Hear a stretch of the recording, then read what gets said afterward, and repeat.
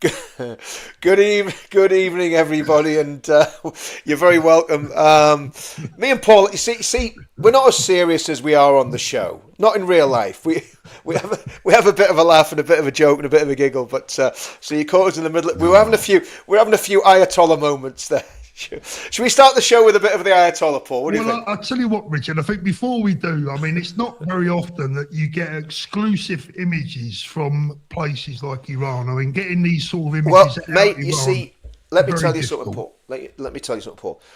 When you've got Mossad connections, you can get the pictures, mate. That's what it is. That's what it is. So When what have you've we got, Richard? What have we got? Well, I mean, we couldn't possibly comment on where they came from, but I don't want people being shocked at this. It's quite a sort of graphic image, but I think the world's got a right to see that the Ayatollah Khomeini is actually deceased, and this is the first image, the breaking image that we've got of his body. So let's just have a little look.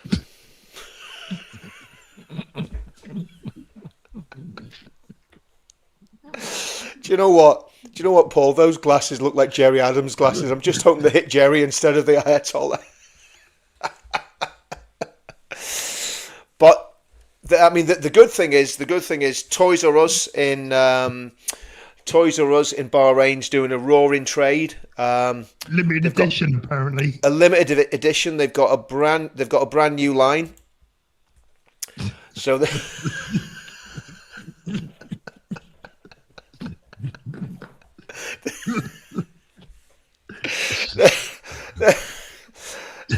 The only thing that's missing from that is a little plastic goat, but talking to goats, yeah.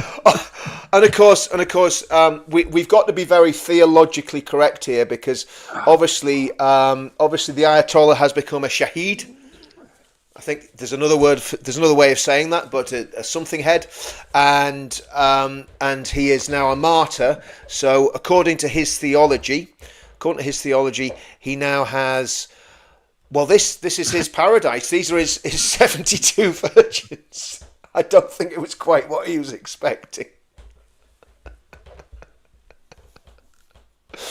But stop it. Anyway, enough of that black humour. And I've got to tell you, the best one of all, Richard's lost his bottle. Oh, I'm not going to put that one up, Paul. You can put that on your show later. That's after the midnight watershed. That one, Paul. No, that's not going up, mate. You know what I mean? But anyway, you've got all images courtesy of the comedians of TikTok. Yeah, and Mossad, of course, Mossad. So remember, we're all getting paid by Mossad, Paul. Don't you forget it, mate. You know. I've got to tell you, mate. The one that really tickled me was the Sam with the glasses. That's the one that really got me. It's just the steam coming up, like, isn't it? You know what I mean? It's just. Oh, sorry, guys. If you're offended, if you're offended by that, I don't apologise, because we all need a laugh from time to time. We all need to start quite lighthearted, because there is some serious stuff going on. And I don't know how to do a poll, right? But I just want to ask a very simple. It's going to be one of them shows, Paul. It's going to be one of them shows. After the couple of weeks we've had, we deserve a laugh, mate. Do you know what I mean? Rich, please take that off the fucking screen, for God's sake. Well, this is the poll, right? This is the poll. Okay, good. I want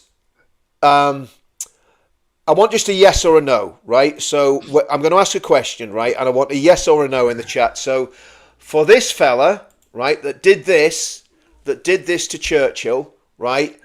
The yes or the no answer is hanging or not hanging. Hang him or don't hang him. Let me know in the comments. Just yes or no. If you want the guy that did this hung by the neck until dead for treason, then just put yes. If you think it's a bit extreme, put no. I'll tell you what, Richard, I think it's a little bit extreme. I would settle for castration. Well, I would just deport the scumbag. I'd put him in prison after they've been castrated.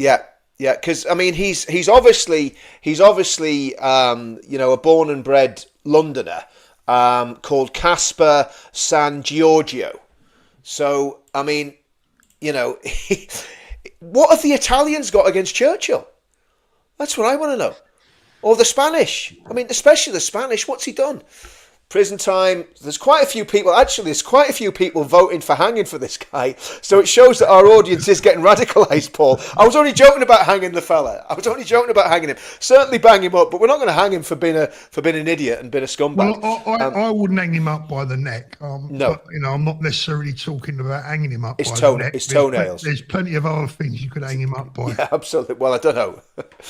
But, I mean, I'm making light of this, but it's a very serious thing. I mean, that is the most iconic statue in the United Kingdom of a genuine hero. In I think it was in 2000, he was voted the greatest Briton that ever lived, right? Beating Boadicea, Oliver Cromwell, Shakespeare, the whole shooting gallery. I think he even beat the Spice Girls to be voted the greatest Briton that ever lived. And for somebody that obviously isn't from this country to treat Churchill's statue like that, I wouldn't dream of going to Spain and vandalising General Franco's statue, if there are any statues of General Franco. No doubt the left-wing government have taken them down. And General Franco was a pretty nasty, horrible fascist dictator that made life hell for a lot of Spanish people for a lot of years. I wouldn't go and vandalise his statue if there is one somewhere. Or El Cid's statue. But people think it's okay to come to this country and just vandalise our stuff. Now, maybe this guy was born here, but his name would suggest otherwise. His name would suggest that he's not of British stock. Let's just say it that way. Anyway, it is what it is. These things are sent to trials, and hopefully this guy will go to prison. There's a load of messages in the chat saying, "Paul, are you opening up the phone lines tonight?" Well, we're on Richard's channel this evening, so that's entirely up to Richard. I don't think he's really set up for that, are you, Rich? No, I'm not. I'm not set up for phone lines, and I'm being antisocial. I don't want to talk to anyone anyway. So I get lumbered with you. Unfortunately, Paul.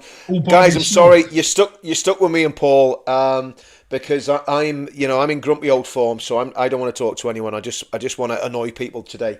And, all those people out there that want to take part on Richard's Too Miserable to Let You, don't worry. I'll be back tomorrow, and you can all come on my channel. Don't worry about it. He's a miserable old git.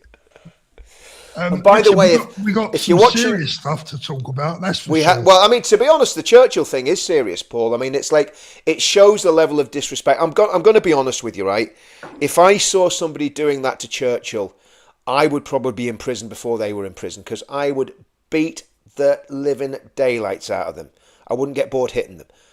How dare they do that to the greatest Englishman that ever lived? It's an absolute disgrace. Totally. Well, do you know what, Richard? I think historically, if we was to be able to fast forward 100 years, that image potentially is the one that may well be used to represent the utter shit show and a mess that this country has become.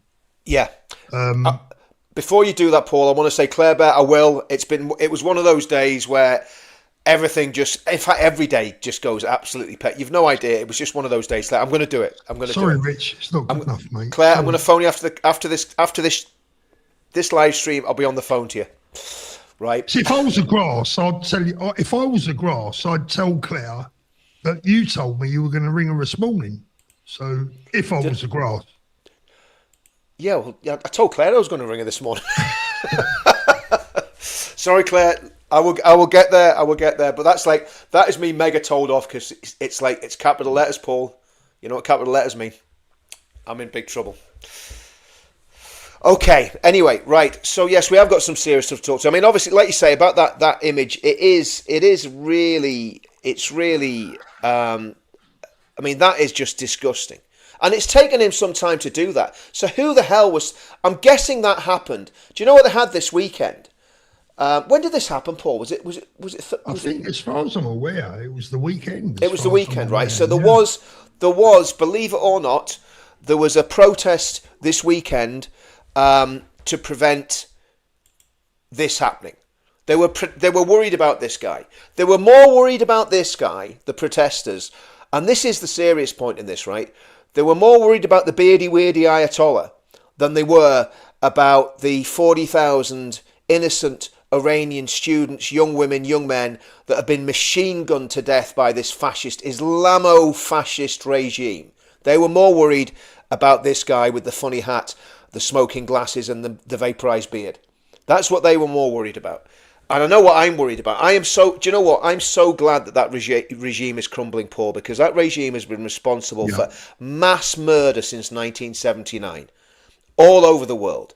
And the sooner it goes, and I hope the Iranians get liberty and get freedom of religion and democracy. And I think of all the countries in the Middle East, I think Iran's probably the country that can do it. I've had quite a few Iranian friends down through the years, and they're all very articulate, very intelligent, nice people, good, nice people, and they've been under the jackboot of this regime since 1979, and it's shameful. It's shameful. And they've been, let's be honest, they've been the sponsor of terrorists for years now, haven't they? I mean, when you look at most of the terror attacks, absolutely, all roads lead to. And I don't know about you, Paul. I'm feeling very proud to be British today. Proud to be British because we've got a prime minister. Trump is so contemptuous of our prime minister that he didn't even rebuke him properly. It was just like you'd say to a little child, Keir, I'm very disappointed in you. You know, it's like a child that comes in late from school. Yeah. Keir, I'm very disappointed in you. Well, I'm more than disappointed. I'm absolutely embarrassed. Absolutely embarrassed to say that this man is my prime minister. Let's just listen to what this clueless Keir says. I'm not joining the US and Israeli offensive strikes. We believe that the best way forward for the region and for the world is a negotiated settlement. Let's just stop that. Let's just stop that there for a second. How do you negotiate with that regime? Well, the problem is, Paul, it's who do you negotiate with now? Because every time somebody pops up to get negotiated with, the Israelis vaporise them. Yeah. So it's pretty difficult knowing who you're going to talk to, because as soon as they pop their heads, it's like whack-a-mole. As soon as they pop their heads out of the little box, you know, there's a big cruise missile. Well, not even a big cruise missile, just a very good precision weapon landing in the living room. You know what I mean? So it's very difficult to know who you will actually talk to. Well, my question would be, who does he think he can talk to out there that's going to tell him the truth and make any sense? But I mean, the point is, who's he going to talk to? Because most of them are dead. I mean, you know, I don't think he fully understands the concept of war. I mean, once they start shooting, especially with the Americans and the Israelis. They're not going to be worried about getting dragged into court by some left-wing treacherous lawyer of a whatever he is, the Attorney General. They're not going to be too worried about that, because that just doesn't happen in America and Israel. They're not going to get dragged through the courts for vaporizing bad guys. And I don't know if you heard about the Hezbollah guy. He got appointed this morning, launched a few missiles at Israel. By lunchtime, he had his 72 virgins.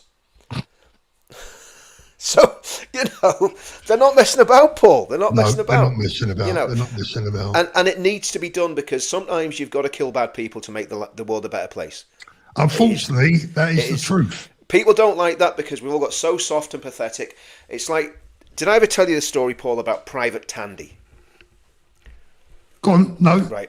Private Tandy was in the Duke of Wellington's regiment. Okay, that was my regiment in the First World War, and it was one of the few advances that the Allies made that was successful, and they took a lot of territory. And anyway, Tandy storms this trench, and at the bottom of the trench is a little corporal, no weapon. He's thrown his weapon away. He's cowering in the bottom of the trench like this. And Tandy looks at him and he goes, I'm not going to kill this guy. You know, he's just pathetic. He's crying. He's wet himself. He's injured. Get him back down the line. We'll take him as a prisoner of war. So he does it. Goes back after the war. Doesn't think any more about it. Then in the early 1930s, this is a true story. The early 1930s, Private Tandy gets a telegram from the new German Chancellor to thank him for not killing him when he was in the trench. Wow. In 19 whatever it was, 15, 16, whenever it was. And of course, the guy that he had on the end of his bayonet and didn't kill was Adolf Hitler. And how different would world history have been if Tandy had just gone, well, do you know what? He's a bad guy. Have some of that. Stuck the bayonet in his head, and that would have been it. Yeah. So, you know, that's That's just the way the cookie crumbles. So to me, and that's a true story, Rich. Is it? That's a true story. I'm amazed. Go and Google Private Tandy. It was my old regiment, the Duke of Wellington's regiment. You know, I'm sure he wasn't too happy with himself when he realised who he didn't kill. You know, but you know, it is what it is. But anyway, let's carry on listening to what Clueless Keir's saying, because he thinks war's a really bad idea with Iran for some reason. In which Iran agrees to give up any aspirations to develop a nuclear weapon. Mr. Speaker, the United... Again, Paul, what do you think? Do you think if Keir had been negotiating, they'd have just given up the nuclear weapons? Well, you know the answer to that one, Richard, don't you? I mean, look, you know, the bottom line is he's probably absolutely crapping himself that he's going to lose a load more votes that he's already lost back home here. You know, so, you know, someone said on the TV earlier on he must have splinters in his arse from sitting on the fence. Well, that is the position that he's brought on himself, isn't it? I mean, he's losing votes. He's bleeding votes to the Greens, left, right, and centre. Yeah. And once he loses the votes of the people that hate the country, I mean, we've always said that most Labour voters hate the country. You know, in recent times, not going back in history, but in recent years, if you vote Labour, you pretty much hate the country. And now he's lost all those people. He's running out of people left to hate the country, isn't he?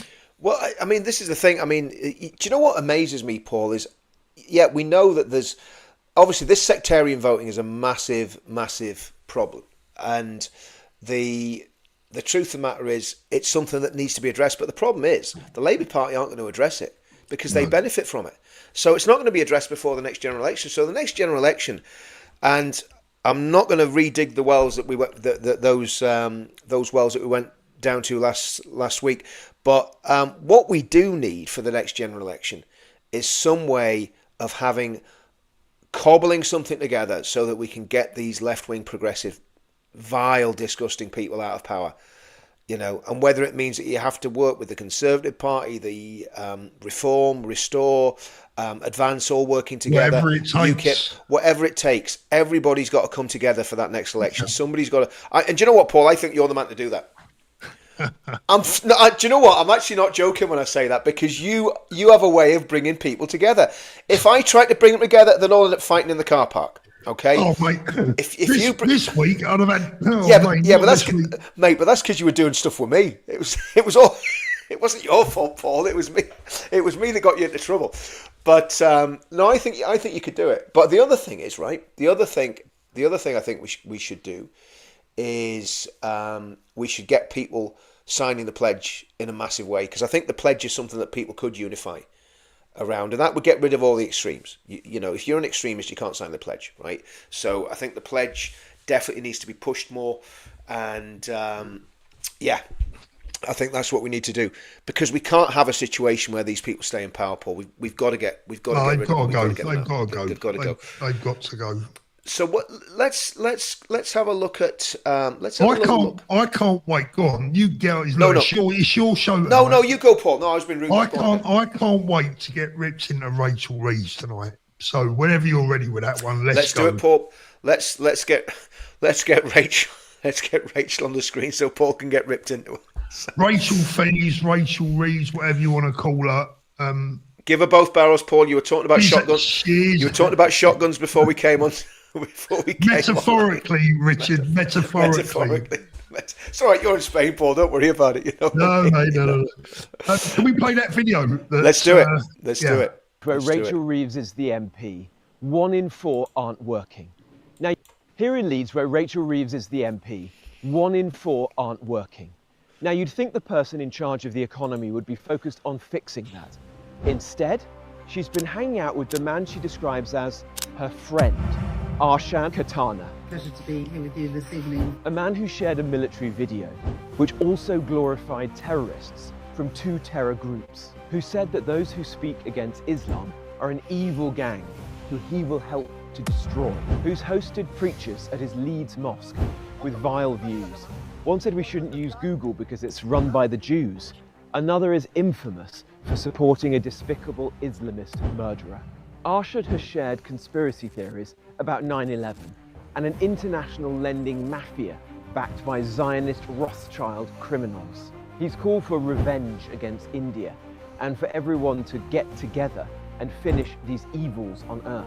And he said he would only support Reeves and Labour if they do what I demand. Why is Reeves friends with this man? Why is she hanging out with him time and again since 2010? Why is she asking his views on foreign policy? And why is she going around to Ashad's house as Chancellor for lunch? Shouldn't she be focused on getting your bills down and bringing back good jobs? A reform government won't be for people with views like Arshad's. Will be for you. Now, what I find incredible there, Richard, what I find absolutely incredible, on an all serious note, is first of all, why is the Chancellor of the Exchequer appearing in pictures and videos wearing a tea towel on her head? That's the first question. I mean, it's absolutely ridiculous, and you know, to some degree, I think it shows a willingness to be treasonous to your country. But the more serious point is that it's alleged that Rachel Reeves has met with this guy on at least 27 occasions. That is not a passing acquaintance. That is not, you know, just someone that you bump into every now and again or mixes in the same circles and you just so happen to be in their company or in a room where they happen to be. I mean, I've not met you 27 times, Richard. And for her to be in that man's company on that number of occasions, clearly something is going on. Now, in recent weeks, we've seen Andrew and Peter Manderson arrested for alleged misconduct in public office. And I think another word for that really would be treason, wouldn't it, really? Yep, I mean, absolutely. For me, there can be no shadow of any doubt whatsoever. And I would like people in the sphere, you know, watching tonight to get this trending, that the police should be arresting and questioning Rachel Reeves and investigating her dealings with this individual. She is not just an ordinary member of the public. She's not just a school governor, or, you know, she's not someone with she's not a local councillor. She's not even just an MP. She's the Chancellor in charge of the nation's economy. It's incredible that the levels of sectarianism that have crept in, not only to Labour, but to British politics in general. But this is sinister, Richard. This is not, you know, this is not a joke. This is very, very serious indeed. Who knows what these people may have on her? Who knows? I don't know the answer to that, Richard. She might have something on them. I don't know. So what we need is a police investigation to find out the length, depth and breadth of this relationship with these individuals. Yeah, I totally agree. And I think the other thing is, Paul, we've got to understand the level of voter fraud. I mean, you know, people are poo-pooing, Nigel Farage for asking, and I think Ben actually asked for a police investigation into what happened in Gorton and Denton as well. They're mocking it. But the reality is, and I've said this before, I think I said it was on your channel the other night, Paul, there is massive voter fraud in these Pakistani areas, and I can prove it. You know, Richard, the BBC called that Islamophobia last night. I know. I saw it. I know. I mean, you know, it's happening. It's true. You know, when you've got 20 people living in a 2-bedroom terraced house in the middle of Telford, I know they pack them in there, you know, but I mean, 20 people in one house, it's fraud. It's as simple as that. There's massive voter fraud taking place there, and somebody needs to do something about it. And you know, do you know what? Put all the party politics aside. There's loads of people putting restore and stuff in the chat. I'm not interested. Put all the party politics aside. We need to find a way of getting rid of these progressives out of power. And Absolutely. getting a government in power. I don't care what we have to do or who we have to do a deal with. There's good people in the Conservative Party. There's good people in Restore. There's good people in Advance. There's good people in Reform. We've got to find a way of getting past. And can I say, I think the only leader that I would say in all of this that doesn't have a massive ego is Ben Habib. I think I can safely say that. So, but what we need to do, putting all the party politics aside, we need to find a way of bringing people together, because that's the only way we're going to do this, Paul. 100%. We've got to vote them out, and it's the only way we can do it. No, I mean, there needs to be a police investigation, and is he the man?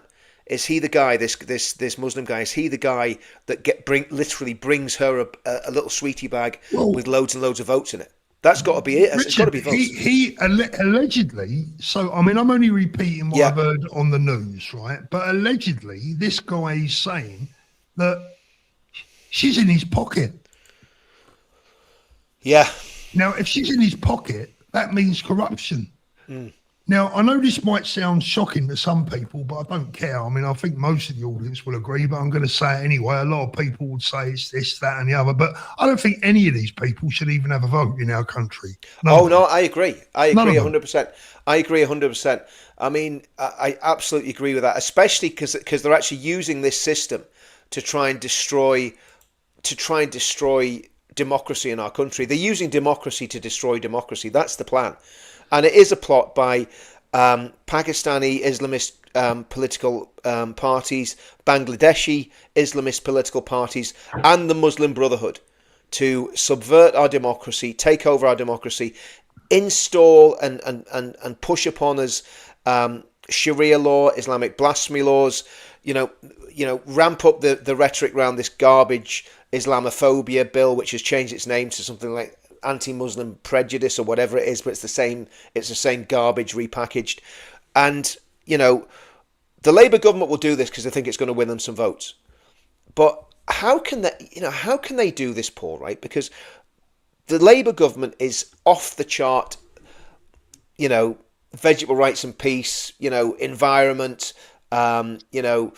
Trans rights and all the rest of it. Completely polar opposite to what the Islamists are. So do they not realise that they are literally turkeys voting for Christmas? Do they not get that, Gays for Gaza will be getting thrown off blocks of flats in Bradford, not just in Gaza, by these crazy savages that have come here not to take part, but to take over. Not to take part, take over.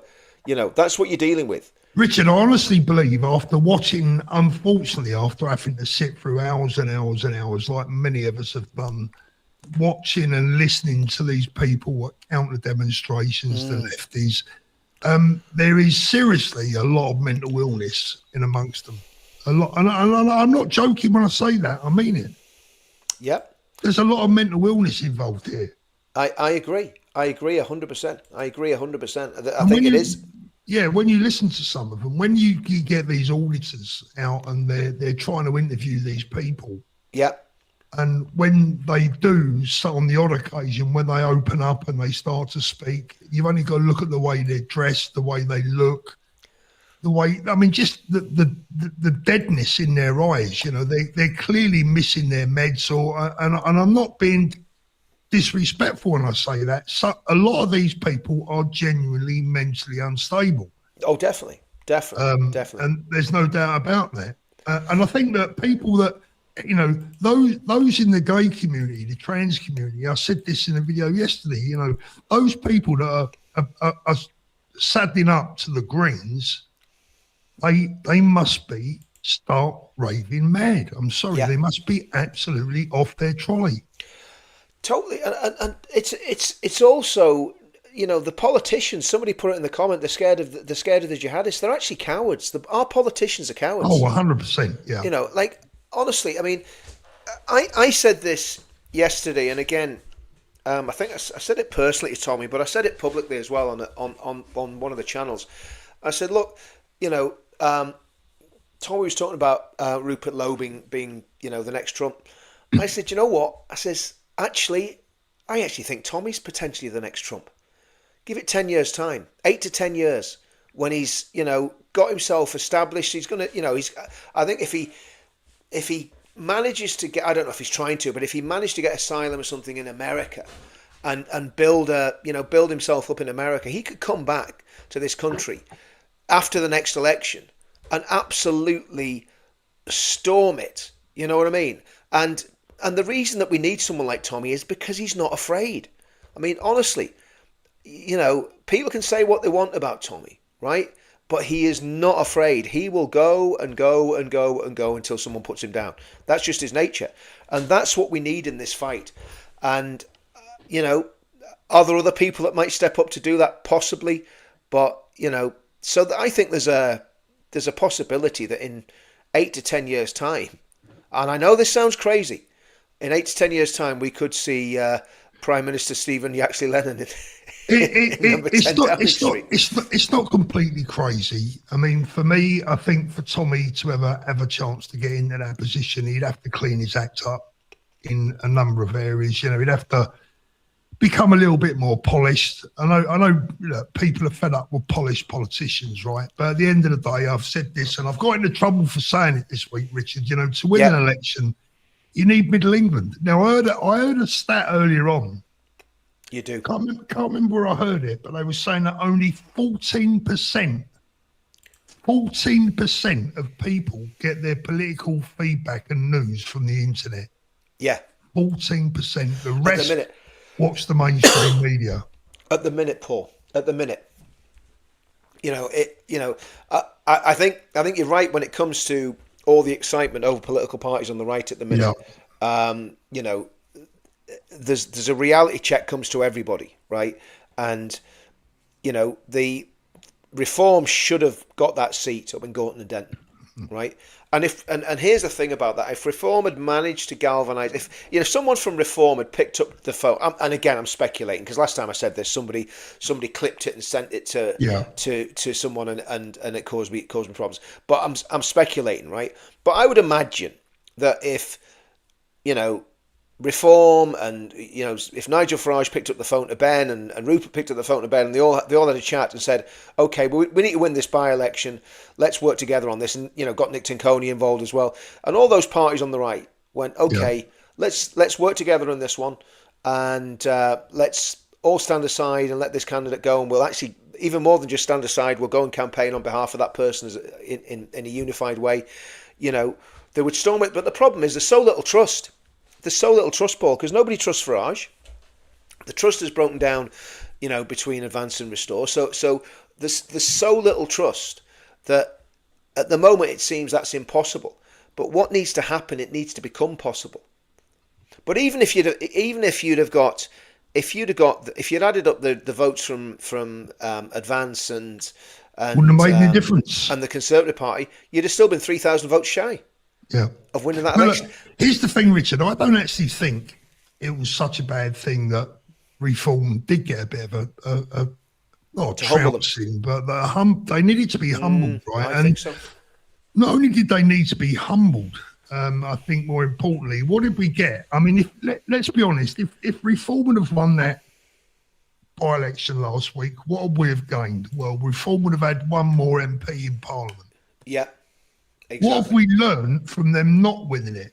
Well, Reform will have learned that they need that lot. Reform will have learned that perhaps their politics and their policies are not strong enough to make those people who wouldn't get off their settees and motivate them into going to vote. So they're not hitting home with their message. We've learned that. We've also learned that allegedly the other lot are more than capable of a bit of election fraud. Yep. So we've actually learned a lot more by Reform losing that election potentially than we would have gained from it. After all, it was only a by-election. It's not a general election. Yeah, well, that's right, and it's better to lose in a by-election and realise, where we're at. Mistakes. Yeah, better to lose in a pre-season friendly than when the season starts. Absolutely, right? And it's like people have been obviously very upset about all the infighting and so on and so forth, and I get that because people are going, this is our last hope and all the rest of it. But I think here's my take on that, Paul. Right, and I'm not going to go into the actual circumstance of who's right, who's wrong, but I think you're better having these discussions now and clearing the air now than having these discussions in three years' time, so you've and I think me being honest about what I believe, if I didn't do that and I wasn't speaking honestly, when I see something that concerns me, then I wouldn't be doing the movement or myself any favours. So I think, it is important to actually talk about these sort of things now, and then in 3 years' time, hopefully, when there's everything settled, everyone will know where everybody stands. And, so that's what we need to do, guys. We need to find a way of unifying. And I still think the pledge is the best unifying document, What I want to see, Richard, what I am absolutely living in hope and the dream is that when all this is over, I want to see a special dedicated unit that goes around and arrests politicians historically for their crimes against the British people. Yeah, I agree. And not only is that's not just a dream, that is potentially a reality that needs to happen. Yeah. It genuinely needs to happen. No, I totally agree. And I think it's treason. I think, and I would go back to Blair. I would go back as far as Tony Blair, if he's still alive by the time we get power. I would start with Tony Blair and work my way downwards from there. Totally. And I would also include, you know what, Richard? I would also include probably hundreds of people from the mainstream media, people from the BBC, who have been complicit, in all of this. Absolutely. And when you think of the people that they were prepared to send to prison for allegedly stirring up hatred after the Southport riots, that pales into insignificance as to what has happened to our country through the actions of some of these people. Well, they should be looking at life imprisonment. Absolutely. And when you think about the grooming gangs that they all knew about, they all knew it was happening. They did know, they can't wriggle out of that. The politicians knew, both Labour, Conservative and Liberal Democrat, who were basically the three main parties then. They were in on it. If they weren't actually in on the conspiracy, they turned away and looked the other way. Yeah. While, the daughters of England were... If you turn the other cheek, you are guilty. In this case, absolutely. Absolutely. Yeah. Let's have a look at some of the super chats, Paul, and then we'll basically go through the other couple of stories that we want to look at, because there's a lot been happening today. It's been a very, very busy day. Teal 4240, thanks very much for becoming a new member. That's great. Debbie Vaughan, thanks very much for the super chat. That's evening, fantastic. Debbie. Charlie Kelly, are you opening up the link for? No, no, we're Charlie, not. if you want a pro, mate, you got to wait till I'm hosting my own show. Funny. He's tonight funny. we're hosting from Richards, and he's put 2 bob in the meter, so I've got to let him go tonight. Go on. He's a funny guy, isn't he? Hey. Anyway, little and large here. What do you mean I'm a funny guy? Well, you're funny. You're amusing. You're a funny guy. If anyone doesn't get that reference, in fact, hold on, Paul, just go and find that clip from that. Oh no, we'll get a strike, won't we? But if anyone doesn't know that reference, then they haven't lived in the world we've lived in. Yeah. The guy harmed the Churchill statue is awful. Absolutely, Jack, an absolute scumbag. Paul, I've been a fan of you and Tommy for a while, but why did Tommy tag Rupert and make that Ian Wright question utter stupidity? Righty is a lefty. Well, you've got every right to your opinion there, Mr. J. June Harris, thanks very much for the super sticker. Debbie Vaughan, listen to Tony Mac's story on Guardian Mo. Do you know, I really like Guardian Mo. Have you watched Guardian Mo? Yeah, it's great, lad. Really good lad. I've still got I interviewed him at that thing in London about 2 weeks ago, and there's been that much going on. I haven't even put any of those interviews up yet. So Guardian Mo, I do want to get that interview. I'm going to find it and stick it on one of the channels. Okay. To be honest, the next election, I'll be voting for whichever right-leaning party will keep the left out of it. Yeah. Absolutely, Yorkshire Tea. Do you know what? That's the way it's got to be. We've got to be really, really sensible about this, and we've got to say, okay, if we want to get these people out, we've got to do whatever we've got to do to get them out. Richard, even when I held that position within the college, which some people still haven't actually necessarily heard, that I've actually resigned my position from the Advanced UK College, not as a reflection on Ben or the party, but because really I want to be able to say what I need to say. I need to be able to tell the truth without feeling bad about Ben or the party or anyone else within it. And I will say now, what Yorkshire Tea has said there, I said it even before I left. But, you know, it may well be that we all have to hold our nose and vote for reform. Who knows? Well, I'm very fortunate. I've got a good local MP. I hope he's standing again. He's an independent. He's a friend of mine. And he's a great guy and a brilliant constituency MP. And, you know, he's helped a lot of my friends, a lot of my family, a lot of people I know. And that's what you need. You need an MP that's actually going to do something for you. But what we need a government that's going to do something for us and is going to sort this mess out. What we do, Richard, if Farage and Co was to get in the next election and they were, we have to lend them, and I mean lend them our votes, what we do need to do is put the pressure on them like they have never felt before to keep their promises, and in fact not only keep them, to exceed what they promise us. Yeah. You know, they're making some reasonable noises recently, but will the buggers keep their word? Well, I mean, the bottom line is you've got to hold their feet to the fire. You know, so you've got to hold their feet to the fire. And again, I keep going back to it. I think the pledge is a way of doing that. I really do. If everybody signed up to the pledge, then they're going to have to put into action the policies and the ideology that's actually in the pledge. So that's something that we can all certainly. Yeah, but you're never going to get them to sign that, Ben. Why? Well, you don't know, Paul. It depends on what's happening. You don't look. There's a long way to go between now and then. And if they signed it as a lot of them will have signed it as individuals anyway. Individuals, yeah. You know, yeah. But so let's see what happens. Okay, what we're going to do, we're going to play. I tell you what, let's have a bit of good news. This was the migrant hotel that we've been protesting outside for 3 years in my hometown. Well, not my hometown because I wasn't born here, but the town I've lived in for 40 years. We got the migrant hotel closed down. 3 years of peaceful protest, not one arrest. Well, I nearly got arrested well, I didn't nearly get arrested, but the police have been a bit stroppy with me on Friday. But this was the last time that we'll have to go up to these doors. They've probably been watching you on my channel, Richard, and they probably thought that was their chance to get one back on you. Mate, I think they've been watching me more than on just your channel, Paul. I think they've been taking quite an interest in me in the last 3 years, but let's have a look at what happened. So here we are. This is the front of the hotel, and let's just see what happens when we give these doors a little bit of a rattle. See if anybody comes. There you go. There's a couple of guys in there just sitting there. And they're looking. Here they go, they're coming out now. We'll get them on camera.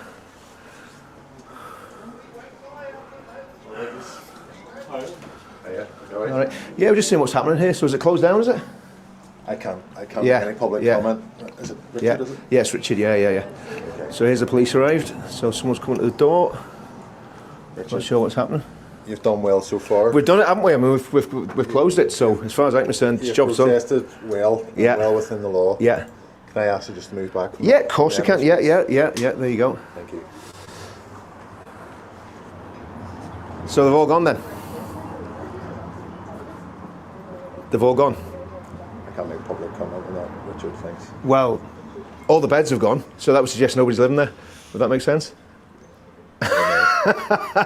I think by the smile on your face, you know rightly what's happened, and you're just as happy as we are for it. So there's a couple of people in there. There must be security. The hotel itself definitely seems to be closed. So could you just step back a bit from me, please? Just. I'm not going to go on. I have a job to do. No, I know, but you don't have to be right in my face.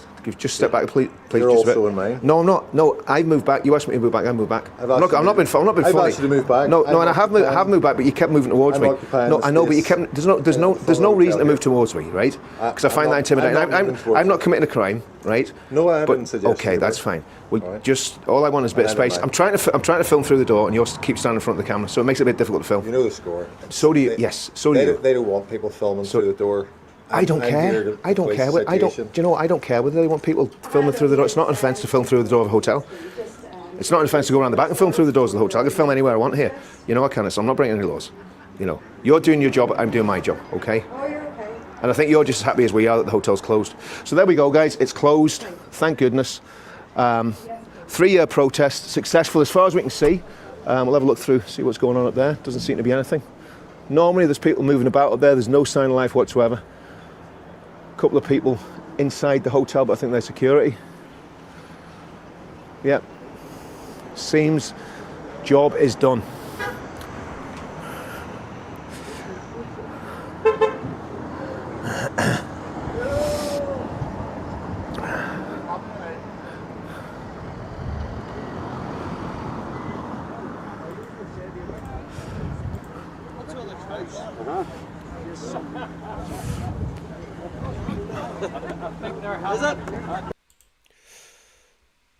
So there we go, guys. That's a reason to celebrate. I mean, obviously the problem we've got is that these people that were in that hotel, they will have been moved probably to HMOs around Northern Ireland.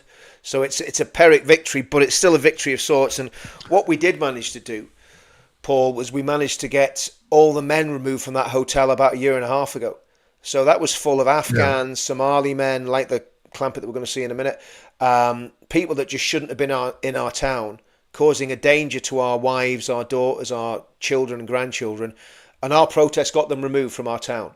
Like you say, though, Richard, it's a victory, but it's a shallow victory because they'll only be moving. Yep. Yeah, they'll only be moving on to someone else's, doorstep. But I would imagine. I mean, what happened was for the past year and a half, it was just women in the hotel, and we were very low key. We didn't, in any way harass the women. We didn't even harass the men when the men were in it.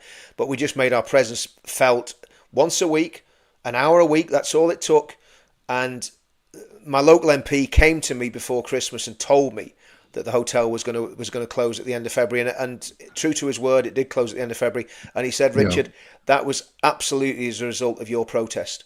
Your peaceful protest. It wasn't my protest. I was just a foot soldier. I was just turning. So what are you going to do with yourself on Friday nights now, Richard? Oh, we'll keep ourselves busy. We've got. I was going to say you'll have to buy the new house. We've got plans, but I couldn't possibly comment. You know what I mean? There's plenty that we can be doing. We can get ourselves into mischief doing all sorts of things, but no, we built a little community down there, Paul, and so we're gonna keep meeting, and we're gonna.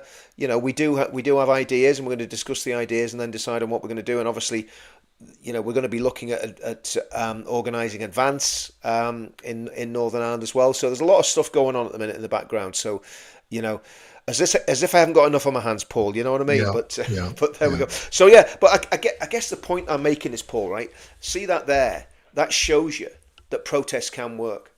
If you're just relentless, you keep it calm, you keep it, because we went right up to the line in terms of what we could do legally, sort of doing white line protests, standing on the road, getting big numbers down there. Sometimes we had a lot of people, sometimes we just had 20 like we had there. A couple of times we had a few hundred. When we had big numbers, we just took over the road. What can you do? You've got hundreds of people there, you've got to do it. So the police had to police that every single week, not knowing what would happen. And that cost them money.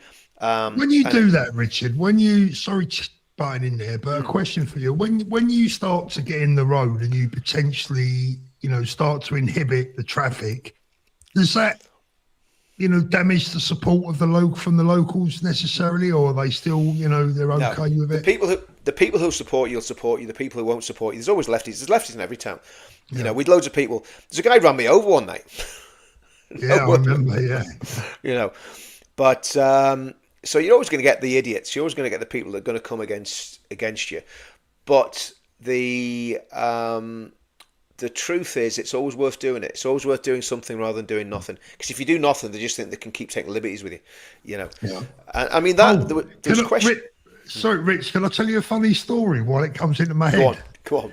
Yesterday, we was out in Benidorm for Sunday lunch, and we walked into a bar.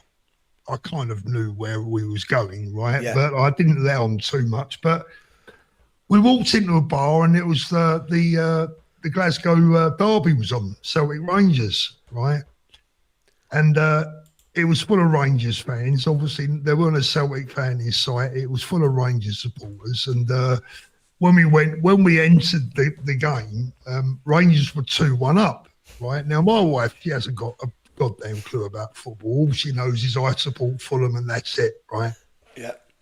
She doesn't know about football. So we've taken a seat, and I've made sure I've got a seat where I can see the screen. And she said, "God, blimey, it's noisy in here, isn't it?" I said, "Yeah. Well, the football's on. It's the Glasgow, it's the Rangers Celtic derby." And she went, "Oh, is that a big game?" I said, "Well, just a bit, just up there, just a little bit, right?" Exactly. And so Celtic get a penalty, right? Celtic get a penalty towards the end of the game, and she says to me, "Is there going to be a big cheer if he scores?" I said, "I don't think so." Oh dear, mate. I mean, it's just a good job you weren't in the Celtic bar, isn't it, Paul? You know what I mean? Well, I wouldn't, to be honest with you, mate, I wouldn't have gone into a Celtic bar. No, neither would I. I don't think I'd get out alive, you know what I mean? But Julie, thanks for that. And we still all do what's best for the country. Obviously, that's in response to voting. Absolutely, 100%. That's what we've got to do. It's always got to be country before party, and I think that's been very much what I've always believed, and that's what it's got to be. Whatever's best for the country, we have to do, and we won't know what that is for some considerable time. I would imagine. Okay, right. So let's have a look at this this guy. I mean, I just want to ask everybody in the chat where you think this guy's from. Just going to ask. So let's just need to remove stuff from here. So let's have a look. Okay. What do you think, Paul? Where do you think now? This is a guy in Scotland. He's in Edinburgh. Where do you think he's come from? He looks like he's from the Highlands to me. Maybe sort of Braveheart territory. He looks a little bit like what was his name? Mel Gibson. Oh, Mel Gibson. Yeah, I'll say he potentially looks like a bit like Mel. So I'd say Inverness, somewhere. Well, like I was thinking Inverness, Grantown-on-Spey, somewhere like that. One of those nice little rural Scottish villages. He's definitely indigenous to Scotland, isn't he? I mean, he's definitely a Scot. Yeah, a good Scots lad. And if you ever heard him sing, Richard, he does a magnificent rendition of "Flower of Scotland." I mean, he's... Don't start me singing "Flower of Scotland," Paul. Actually, do you know? I found out recently that I am, I think, a quarter Scottish, a quarter English, a quarter Irish, and I don't know what the other quarter is. Hopefully Welsh, and that would be the full house, wouldn't it? But yeah. So yeah, I think I'm more Scottish than this geezer. But in all seriousness, this is serious because this guy. Some people are saying he's from Somalia. Who knows? I mean, Eritrea, Somalia, somewhere in that neck of the woods. But let's just have a little look at this footage because this is chilling. This footage is absolutely chilling. So let's just get Smiler out of the picture there, and add this one.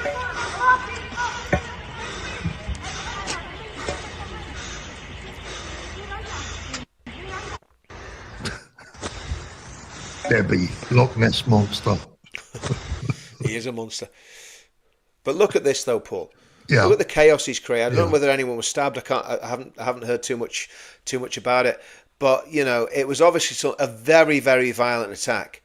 And is it any wonder that people are getting hacked off with what's going on in the country? Well, maybe Gary Lineker's got a spare bedroom for him. Well, yeah, Gary Lineker. Neville. Maybe Gary Neville. Gary Neville. Paul, don't leave Phil out of it. Phil's all right. Is Phil a lefty? I don't know. Is Phil a lefty? Probably. But maybe Gary Neville or Gary Lineker's got a spare room for this unfortunate gentleman. I mean, the bottom line is, Richard, I did a live earlier on and I was absolutely fucking fuming, to be honest with you. Yeah. My heart was pumping through my chest because initially Two people stabbed. Well, apparently I've heard it's now 3, but anyway, 2 or 3. The reports earlier on was saying that he was heading for a school, and just the whole thing ran through my mind about bloody Southport. And I mean, where does this? I wonder if the police started shooting these people, if it would basically cool their jets and stop these guys doing this sort of crazy stuff. No, I don't think so. They just don't care, do they? No, they don't care. I mean, they've said it themselves. When they love life, when they love death more than life, it matters to them. So 3 stabbed, 4 hospitalised. Tried to get into a nursery before he went into the shop, and it was 8:30 in the morning as well. By the way, just as the kids are about to turn up. Yeah. Now this is where things really start to take a serious turn, and I'm not saying this now because I want people to go and give me reviews. But if you watch my live from this afternoon, where it was quite emotional, I mean, I had one lovely lady caller on there crying her eyes out over this. I mean, literally, she was distraught, right?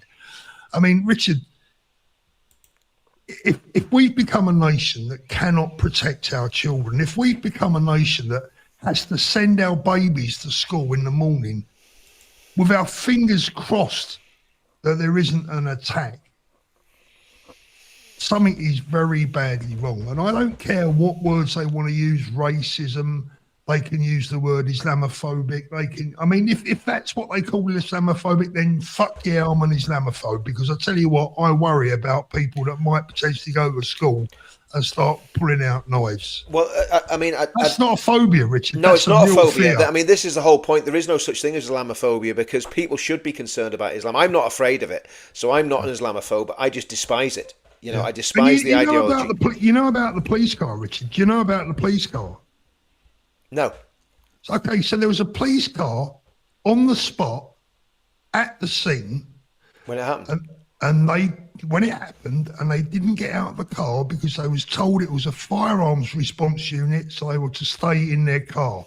They left it to a local man who borrowed a spirit level from someone else. To smack him with. To go and have a go at the bloke with. Wow. So in this country, right in front of our very own police officers' eyes, right, and I go through all this in detail in the live that I did earlier, by the way, right? They sat there and left it to a member of the public to go and attack this bloke or to go and confront him with a spirit level. I mean, you couldn't make this shit up, Richard. The only thing that would complete this story, that would complete this circle of a crazy story, is if they arrested the guy with the spirit level afterwards. Yeah. Well, I mean, stranger things have happened, Paul. I mean, look what's happening with these soldiers from Northern Ireland that, you know, that kill terrorists, and they're getting dragged through the courts in the 60s and 70s. SAS heroes, you know, that basically saved Northern Ireland from absolute carnage by killing these people, and now being dragged through the courts. So it's absolute madness. I mean, that guy should have been shot dead. When the armed response people got there, they should have just shot him, you know. Well, he was like, to be fair, he was held up in an apartment on the top floor. When he, by the way, Danny's in the chat. Good evening, Danny. Hey, Danny, what's happening? We need to get Danny on the channel again, Paul. Yeah, 100%. We need to get him back on. Yeah, but I mean, it's crazy, and this is why we absolutely need. What are you laughing at? Come on. The hero with the spirit level was very level-headed. Very good. Very good. Oh, dear. Oh, well, I listen, the moment I saw him at that spirit level, I knew he wanted a straightener. Yeah. Oh, dear. Well, listen, I mean, the thing is, at least you didn't end up with a terrible... Do you know what he said to him when he got there? He said, "Are you on the level?" Paul, don't give up the day job, mate. Oh. Don't give up the day job, whatever you do. Go on. But no, I mean, get him out. Just he needs to be locked up and deported. They need to get rid of him. Simple as that. Yeah. They'll be banning spirit levels next.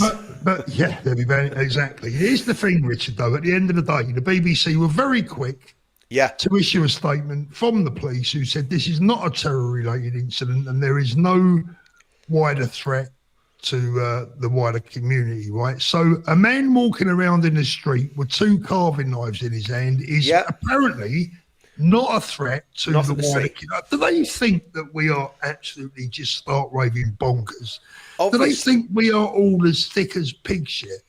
Yeah, of course they do. Because I tell you now, Richard, if I see a bloke walking around in the street with two bloodied carving knives in his hand, I would quite safely predict that that's a danger to the wider public, and it could very well be terrorism. I certainly wouldn't. And they ruled terrorism out before they'd even arrested him.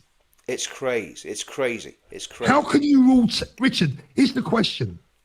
Stop shitting us, right? How can they rule out terrorism before they've even arrested him? This is the whole thing. When normally the standard patter, the standard line from police when there's a crime is that we're not ruling anything out at this particular moment. Totally. But they're quite happy to rule out terrorism. Yeah. You know, I mean, unless they knew that he was escaped from some insane asylum this morning or something. I mean, it just, you know, and really the truth is, you know, most of these terrorists are mentally ill anyway. Richard, if he'd have shouted out the two magic words, they would have still ruled out terrorism. Absolutely. They would have gone straight for the mental health. You mean Alan's snack bar? Alan's snack bar. Alan's snack bar. If he'd have been shouting Alan's snack bar, that you said, well, it's just down there, just 100 yards down the road, you find Alan's snack bar. Yeah. It's crazy. Illness. But no, and again, thank goodness that didn't turn into a Southport, Paul. Do you know what I mean? Richard, it made me feel sick earlier on. Do you know what? Honestly, and I kid you not, at one stage when I'm doing my live earlier on, I could feel my heart pumping out my chest. That's how frigging angry I was. Thinking about how close we could have been to another Southport. Well, we had it in my hometown. We had a Fulani, a guy with a Fulani name, and the Fulani are the jihadists that are attacking black Christians in Nigeria and killing them wholesale, walking round our town for 5 days, armed with a knife, approaching kids. It took 5 days for the police to arrest him. Right? 5 days. And that's in a little town in Northern Ireland. And I'm going to tell you now, see if he'd have done something, the whole of Northern Ireland would have gone up. There wouldn't have been any of this, the whole country would have gone up. If that happens once in Northern Ireland, I can guarantee you the whole country will burn. I can absolutely guarantee it. I'm not saying I condone it. The thing is, Richard, but that's what will happen. Right now, do you know something right now? I feel that we are probably at this moment in time less susceptible to a terrorist attack because they're winning anyway. They don't need to attack. Yeah. They're winning. But you see, they are planting flags everywhere. Yep, exactly. That's the problem. It's, I've always said terrorism is not the biggest problem with Islam. The biggest problem with Islam is them getting political and basically manipulating the voter system to gradually, impose their will upon us. And that's exactly the problem that we're seeing. I would say, it's the crazy terrorists that are the big problem, like Axel Rudabakana, this guy, whether he's a terrorist or not today. It's the crazy ones that are the problem because you can't predict what they're going to do. You can't predict what they're going to do. The lone wolves. Exactly. And that's what that's the biggest problem. And if that happens again, Paul, I honestly think that the country will go up. Richard, I'm afraid to say, mate, what are you talking about? If it happens again? When? Exactly. When? Yeah. Yep. So, there we go. There was one more thing we were going to do. Hang on, what is it? Oh yeah, let's have a bit of Trump. Let's have a little bit of the Donald. So we looked at Keir Starmer earlier. This is the sort of leader that you want in the country, right? Let's just listen to the Donald doing one of his presentations. And thank everybody for being here, and please feel free to sit.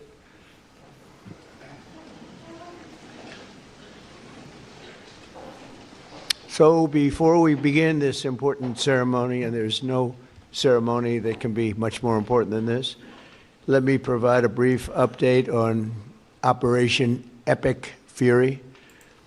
Today, the United States military continues to carry out large-scale combat operations in Iran to eliminate the grave threats posed to America by this terrible terrorist regime. Following our obliteration of Iran's nuclear program in Operation Midnight Hammer a short while ago, we warned Iran not to make any attempt to rebuild at a different location because they were unable to use the ones that we so powerfully blew up. But they ignored those warnings and refused to cease their pursuit of nuclear weapons. In addition, the regime's conventional ballistic missile program was growing rapidly and dramatically, and this posed a very clear, colossal threat to America and our forces stationed overseas.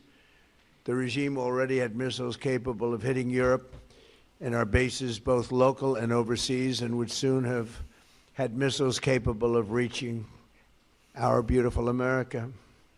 The purpose of this fast-growing missile program was to shield their nuclear weapon development and make it extraordinarily difficult for anyone to stop them from making these highly forbidden by us nuclear weapons. We were the ones that were complaining. We were the ones that wanted it stopped. But everybody was behind us. They just didn't have the courage to say so.